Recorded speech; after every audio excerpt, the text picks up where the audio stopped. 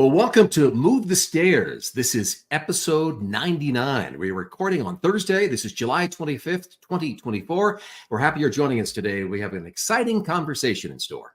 We do, Mitch. I am so excited because Jim Baranski, who's the executive director of Lung Cancer Foundation of America, is with us today, and he's going to talk to us about how he and his group have moved the stairs by taking a little-known holiday and using it to really amplify his message and turn it into a social media phenomenon.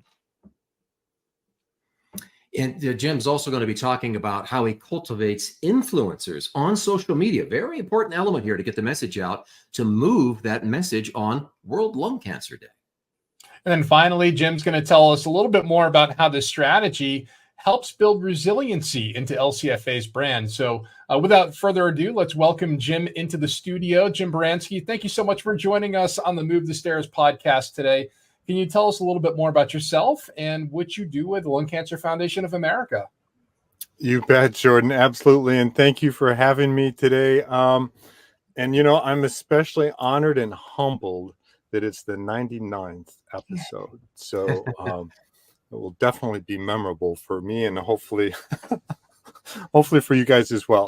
So I'm the executive director of Lung Cancer Foundation of America, and we are a patient advocacy organization that really focuses on trying to change the perception of lung cancer by advocating for public awareness, patient education, but most importantly, to demonstrate how research really provides hope for those living with lung cancer. Very good. We talk a lot with our clients about building customer loyalty and getting their message out. Today we want to talk a little bit about World Lung Cancer Day, which is August 1st every year. Mm-hmm. But as you know, every day of the calendar has got national this, world this. There are thousands of those kinds of days. What was it about World Lung Cancer Day where you spotted it and thought, you know what, this is an opportunity for LCFA to accomplish that mission of getting the message out, raise the lung cancer advocacy, and take advantage of that particular day that really a lot of other cancer organizations hadn't really done much with before? What was it that made that stand out for you? Right. That's a great question, Mitch. You know, November is Lung Cancer Awareness Month, right? Mm-hmm. Every month has an awareness disease associated with it. But August 1st, just a little bit of history. So going back to 2012, a handful of professional organizations that dealt with upper respiratory disease, as well as cancers, a variety of different cancers and lung cancer, got together and said, you know, we should, and these were international professional associations, said, you know what, we should make August 1st World Lung Cancer Day. Why they chose August 1st, I don't really know, but they did. And, you know, being the consummate professionals that they are, studying all of the latest treatments in human diseases like lung cancer, they pretty much forgot about the marketing side of things. And so we were looking for opportunities to round out our social media calendar. And every week we take a look and see, you know, what days are there.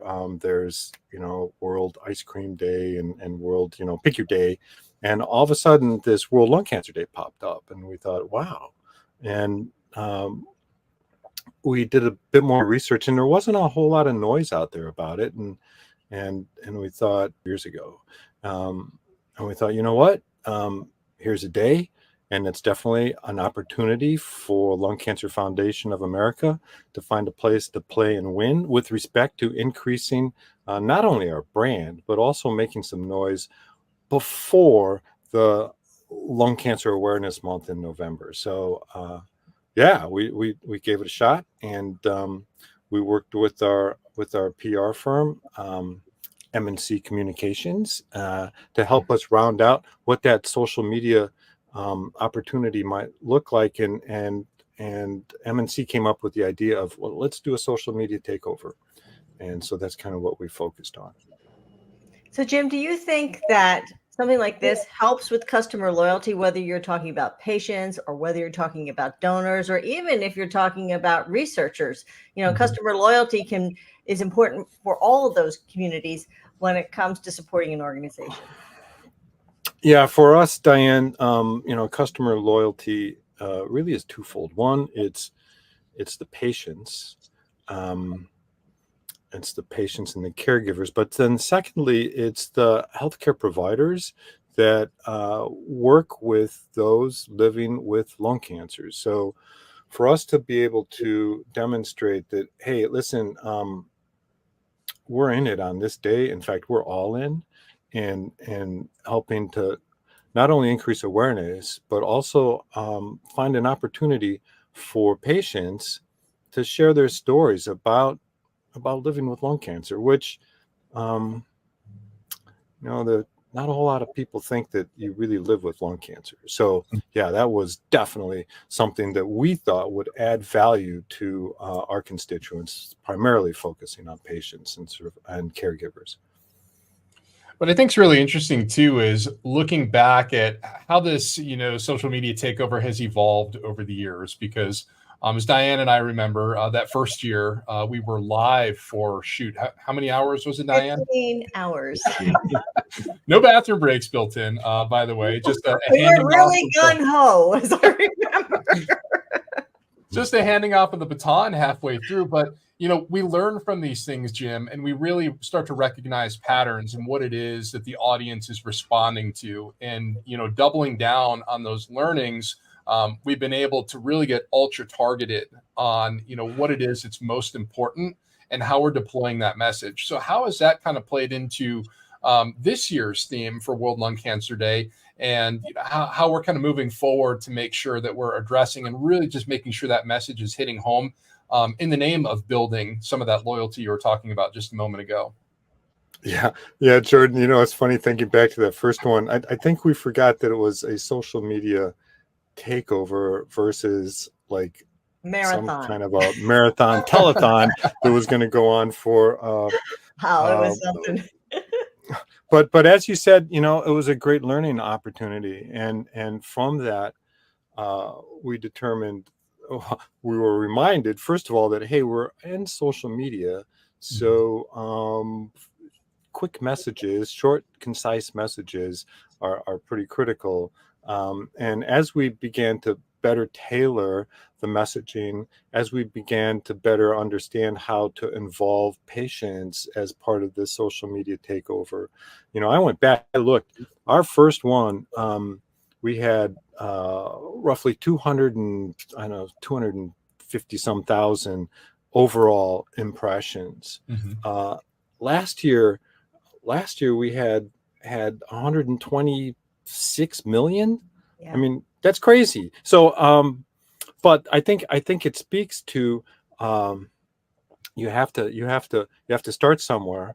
You have to kind of make an assumption with respect to what type of messaging the people want to hear, and then fine tune your learnings and look for the engagement that's resultant from that. So ultimately what we learned was one and done is not the way to do this.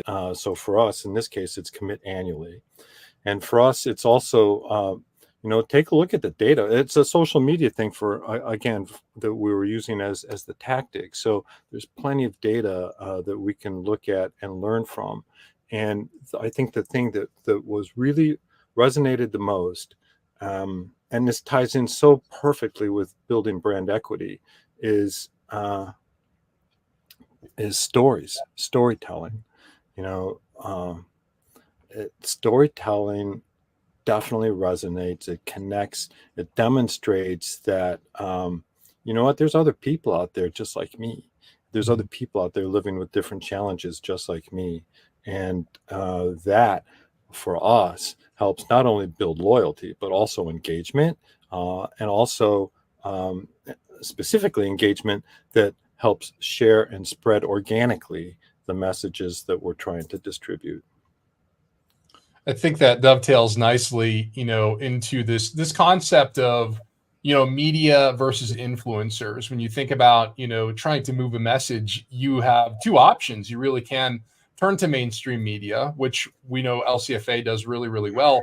But where this kind of comes together is this incredible group of people that are being highlighted on World Lung Cancer Day. So I'm just curious, is it more so the influencers who are working to move the message on social media for this campaign? And, how does LCFA, or where did LCFA come up with this concept of folks who are just really good at moving a message?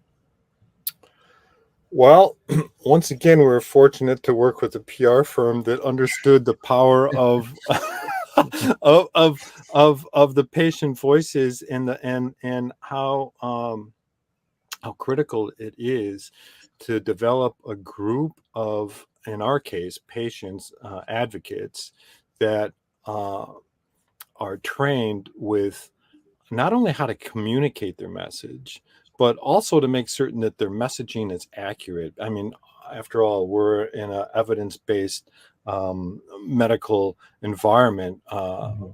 So we need to make certain that all of our influencers are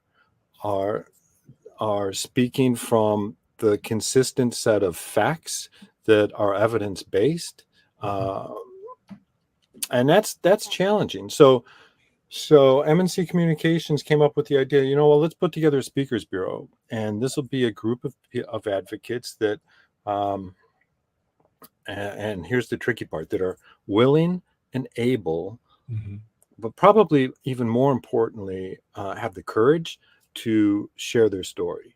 And, not everyone's willing and able to do that. So we assembled our first group of Speakers Bureau patient advocates, started to media train them in a variety of different ways, whether it be for TV, radio, print interviews,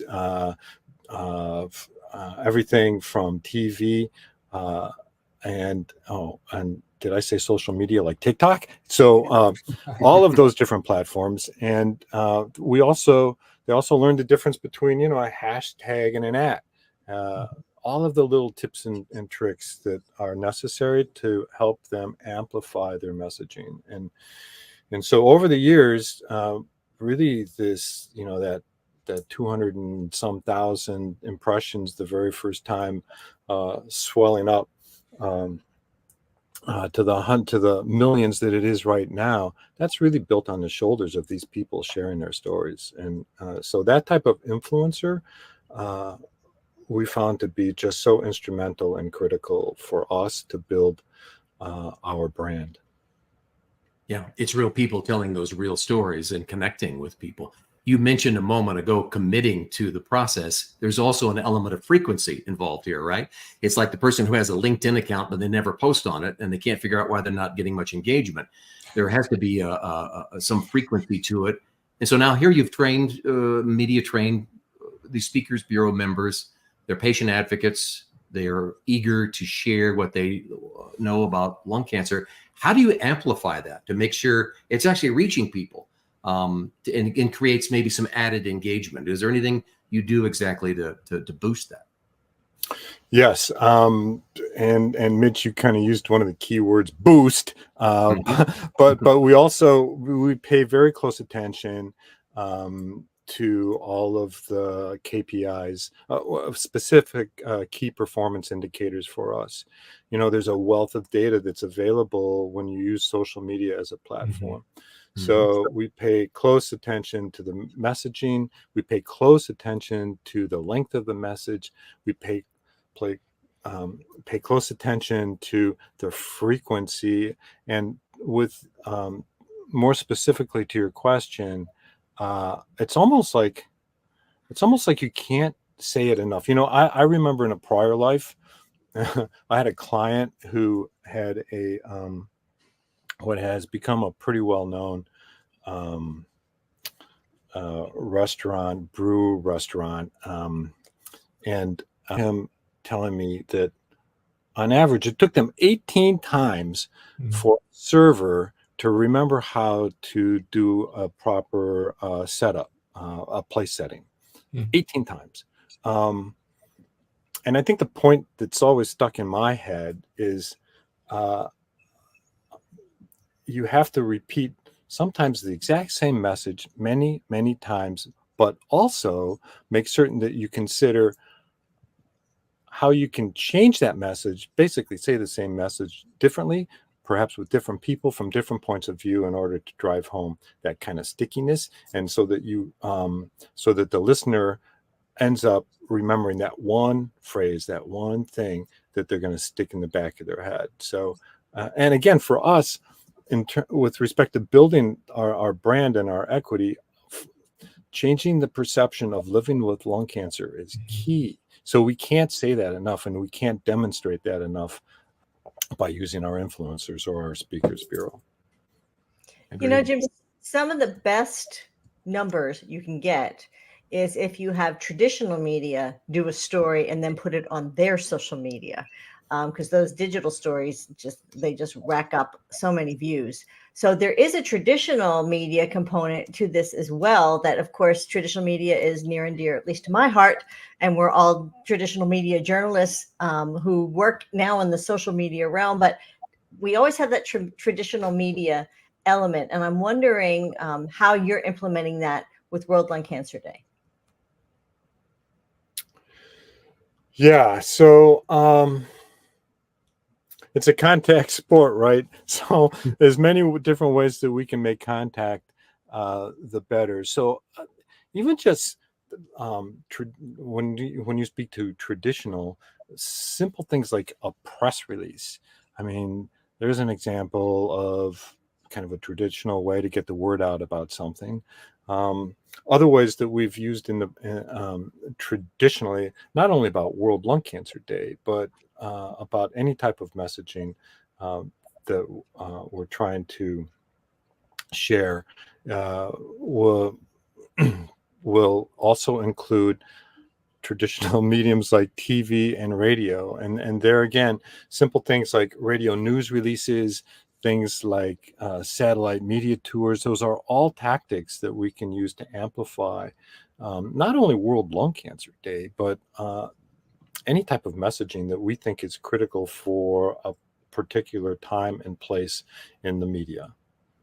And I love particularly how you use the Speakers Bureau in their hometowns, because that's another way that they can get, and they build that relationship with the media in those hometowns. And so they actually get on the air, and that can be utilized, whether it's Lung Cancer Awareness Month or whether it's World Lung Cancer Day. It's just another way to really amplify and reinforce that message, that 18 times that people need to hear it at least before they get it. And that message of hope is so important. All of that too leads to like brand resiliency, because when people know you, like you, and trust you, then they're going to donate. Then they're going to help you build and reach your mission, which of course is to make sure that you have enough money so that you can really fund those early career researchers. So I'm just wondering, how does the Speakers Bureau work into that? How do they really make a difference in bringing resiliency to the LCFA brand? Yeah, Diane, I think probably the best answer is, again, for us, part of our mission is to change that perception of what lung cancer is, and which historically has always been pretty much a death sentence. So for us to be able to use our Speakers Bureau and demonstrate that thanks to research, these people are living with lung cancer and thriving with lung cancer, as odd as that may sound, but they're seeing their kids graduate from high school. They're seeing, their kids get married. They're seeing all of those family events, those lifetime milestones, where before that just was not possible. So for others who have been newly diagnosed with lung cancer, it's critical for them to see that, even though I've just Googled it and everything I've seen tells me that, I don't have that long to live, this is a reminder that they are not a statistic, that they are in fact able to get the proper treatment if they ask the right questions and advocate for themselves along the way as well.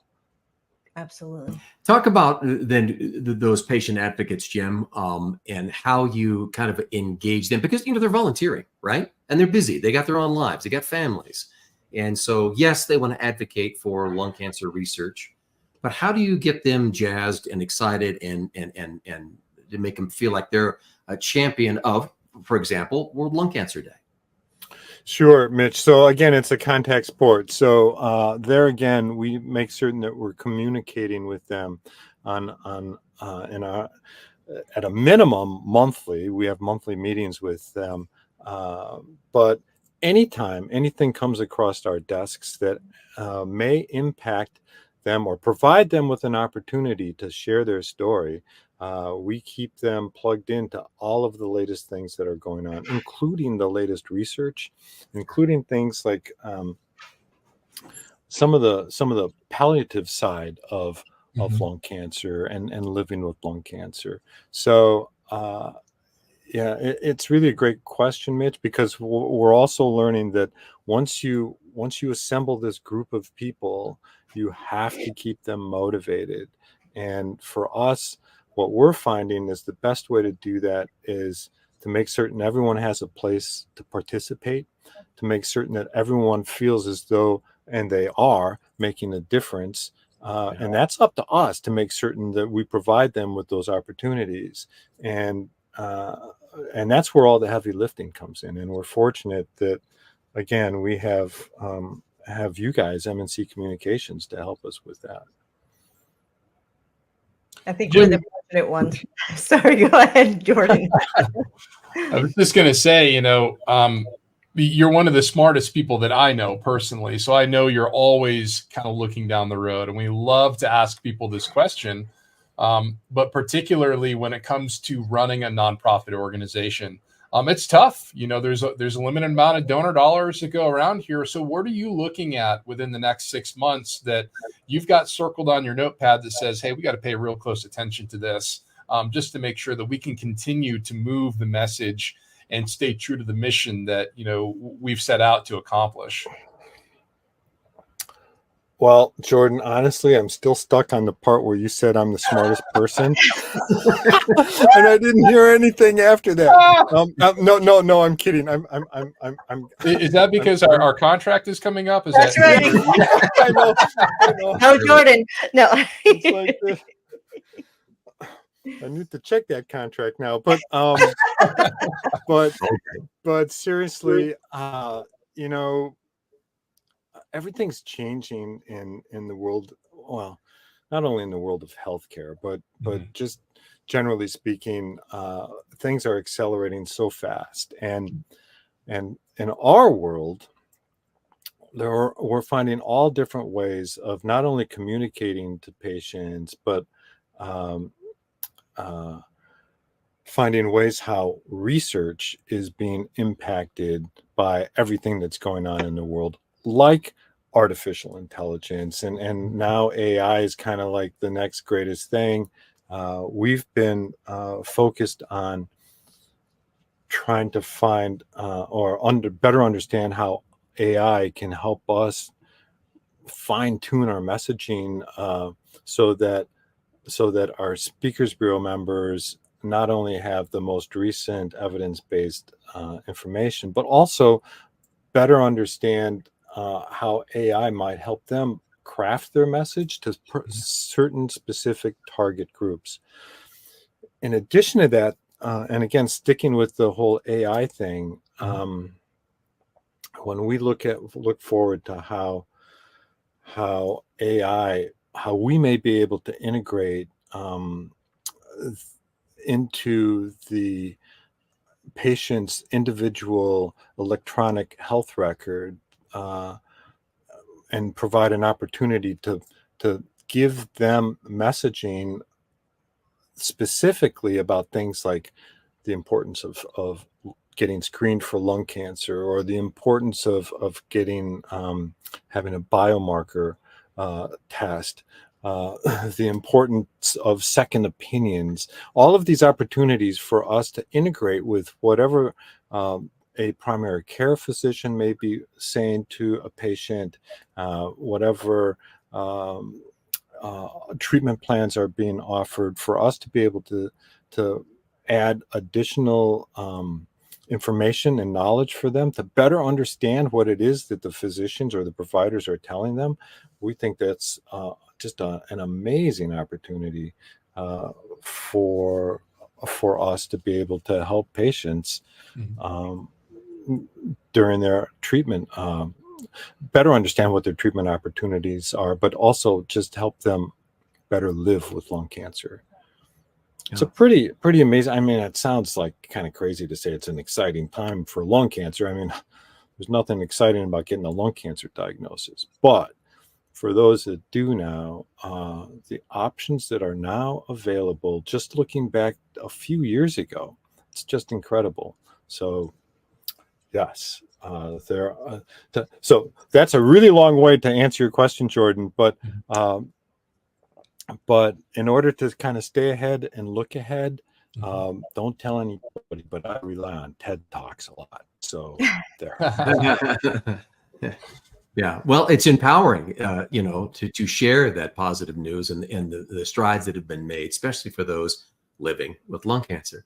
Yeah. So we're in a world where a lot of acronyms, a lot of initials. We've talked about LCFA, Lung Cancer Foundation of America, World Lung Cancer Day. You're taking over social media. If somebody says, all right, I want to learn more about all of that, where would you send them? Well, geez, Mitch, thanks. I'd send them to LCFamerica.org, our website, to learn more. Yeah. Absolutely. But seriously, Lung Cancer Foundation of America's website, LCFamerica.org, has over 4,000 pages of information. The way that we look at it is, ultimately, any not-for-profit is at its core a knowledge-based organization, and we're here to share our knowledge with people, and we certainly want to promote the opportunity for them to learn more. And if I can jump in, on August 1st, they should go to pretty much, it's Facebook, Twitter, Instagram, YouTube, and they should look at X, Twitter X, yep. And they should look for LCFA, especially, I believe it's between noon, I'm doing Eastern, noon and 4 Eastern time, on August 1st, which is next Thursday, a week from today. And see all the great stories and all the great information that's going to be on there for World Lung Cancer Day.